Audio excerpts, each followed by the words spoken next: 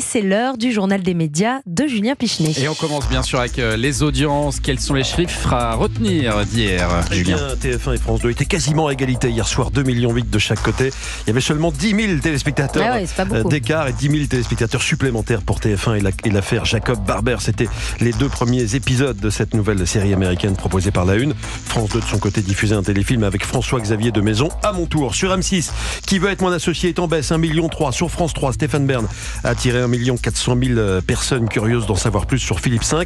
Il y avait du foot hier soir sur Canal+, avec le Real qui jouait et qui était suivi par 600 000 supporters, effectivement, face à Leipzig. Et on signale aussi que TPMP a fait l'un de ses meilleurs résultats depuis 10 ans, sa deuxième meilleure part de marché historique depuis l'arrivée de l'émission sur C8. 10,8% des téléspectateurs ont regardé le dernier quart d'heure de l'émission entre 21h02 et 21h14 précisément. 2,17 millions précisément de téléspectateurs à ce moment-là. Bon, il y a des pubs à ce moment-là sur les autres chaînes, donc on vient regarder la fin de TPMP. 2 170 000. Un énorme score pour Cyril Hanouna hier soir. Europe 1, le journal des médias. Et puis alors c'est officiel, M6 va diffuser les 2 prochaines Coupes du Monde de foot et c'est un événement. Nicolas Taverneau, patron historique d'M6, l'a officialisé ce matin.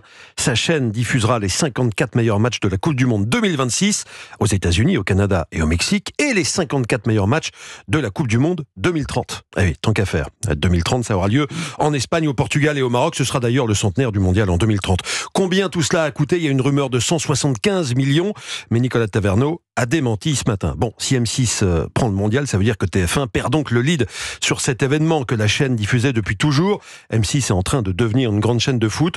On rappelle que la 6e chaîne diffusera de nouveau cette année la finale de l'Euro. À partir de l'année prochaine, ils diffuseront la finale de la Ligue des Champions, et ce pour 3 ans. Plutôt pas mal pour une chaîne qui, lors du mondial 1998 en France, se targuait d'être la chaîne 0% foot.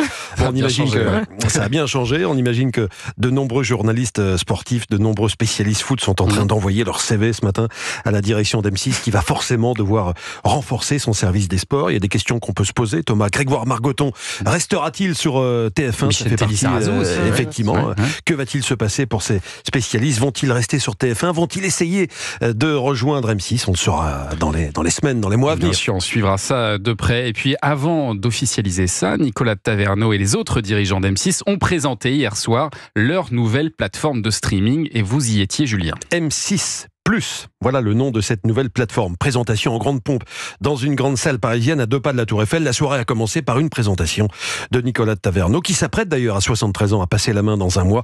Il s'est dit ravi de finir son travail avec ces présentations. C'est vraiment l'avenir et ça vous montre que le groupe sait investir, réfléchir au futur et à toujours innover. Voilà, M6+, c'est l'avenir, dit Nicolas de Taverneau. On suit les exigences et les habitudes du nouveau téléspectateur. Alors qu'est-ce que c'est exactement M6+? Bon, ça va remplacer Sisplay d'ici le mois de mai, comme pour TF1+, qui existe déjà depuis janvier. Vous pourrez retrouver tous les programmes, toutes les grandes marques d'M6 en streaming. 30 000 heures de programmes, c'est absolument énorme. Et comme dans toutes les grandes plateformes, il y aura des films, des séries, comme l'a expliqué le directeur des programmes d'M6, Guillaume Charles, au micro d'Europe 1. Sur M6+, on va d'abord doubler le catalogue de contenu disponible. Donc c'est vrai qu'on aura plus de films, 300 films par an qui seront proposés, 300 séries par an qui seront proposées. On pourra consommer des anciennes saisons, on pourra voir de la série-réalité. Donc je dirais tous les grands genres d'une plateforme de streaming sont présents de manière massive. On aura aussi beaucoup d'avant-premières, donc là c'est quand même un élément important. Aujourd'hui, on l'a dit, c'est une nouvelle forme de consommation. M6 a insisté sur ce sujet. Des contenus seront proposés sur M6+, bien avant leur diffusion sur le linéaire.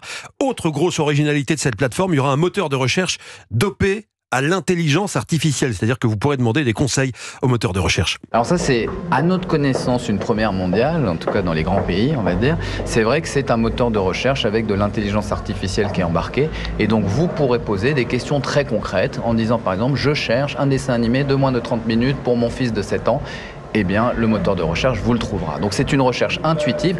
Il y a 30 000 heures de contenu, donc il faut s'y retrouver. Et en fait, ce qu'on voulait, c'est qu'on puisse le demander dans le langage courant. C'est génial ça. C'est quand même c'est une incroyable. révolution qui est en c'est train de se passer. Là, on sent vraiment que ces chaînes... Trouvez-moi une série qui dure 24 minutes où il y a de la bagarre ou des courses-poursuites C'est en ça. voiture, par Ouais. exemple. Et on va vous fournir des réponses. Non, puis on voit que globalement, il y a une grande bascule qui est en train de se faire là avec TF1+ en janvier, M6+. On attend d'ailleurs, est-ce que vous allez renommer RMC BFM Play en RMC BFM+? Peut-être Stéphane Ça Salé-de-Chou marche prochainement. très bien. Donc on se posera ces questions-là, mais ça marche déjà très bien. Donc pour l'instant, non. D'accord, mais en tout cas, il y a clairement une bascule qui est en train de se faire en ce moment-là. Incroyable. C'est fou. Incroyable. Il faut que vous reteniez un chiffre. 40% du programme SOS Garage a été regardé en non linéaire. 40% du programme C'est en SOS train de Garage. s'équilibrer totalement. Ouais. Exactement. Et puis dans le reste de l'actualité média, TF1 le confirme, Maud Descamps et Christophe Beaugrand seront les jokers de Bruce Toussaint le matin. Oui, puisque Bruce Toussaint, qui anime Bonjour la matinale TF1 depuis le 8 janvier, va prendre une semaine de vacances en avril, la semaine du 15 avril précisément, tout comme vous d'ailleurs. Tiens Thomas, je ne sais pas si vous partez ensemble. Cette semaine-là, l'émission ne s'arrêtera pas. Elle continuera avec la présentation Maud Descamps, ancienne d'Europe 1 et de Télématin, et arrivée sur TF1 à la rentrée. Par ailleurs, l'émission matinale de TF1 ne s'arrêtera pas non plus pendant les grandes vacances, mais là c'est Christophe Beaugrand qui assurera l'intérim une grande partie de l'été, pas tout l'été non plus. Christophe Beaugrand qui fait pour l'instant partie de la bande de chroniqueurs de Bonjour la matinale TF1 et qui a déjà animé des matinales, c'était sur LCI pendant 3 ans. Effectivement. Et puis lundi soir, à l'Olympia se tiendra la 11e édition de Leurs vœux pour l'espoir. Europe 1 est partenaire d'ailleurs de ce concert événement au profit de la fondation Arcade, fondation qui aide la recherche contre le cancer du pancréas. Nous sommes partenaires de Leurs vœux pour l'espoir et il reste des places. Le concert aura lieu lundi soir à l'Olympia et sera animé par Laurie Choleva. Le casting est chouette, je vous donne quelques noms. Patrick Bruel, Icare, Gaëtan Roussel, Patrick Fiori, Elie Semoun, Philippe Lachaud, Arnaud de Samer et Anne Roumanoff seront présents donc sur la scène de l'Olympia lundi soir avec Laurie Choleva. Et c'est donc leur vœu pour l'espoir. Leur voix. Leur voix pour c'est l'espoir. ça. Très bien. Merci beaucoup Julien pour ce journal des médias.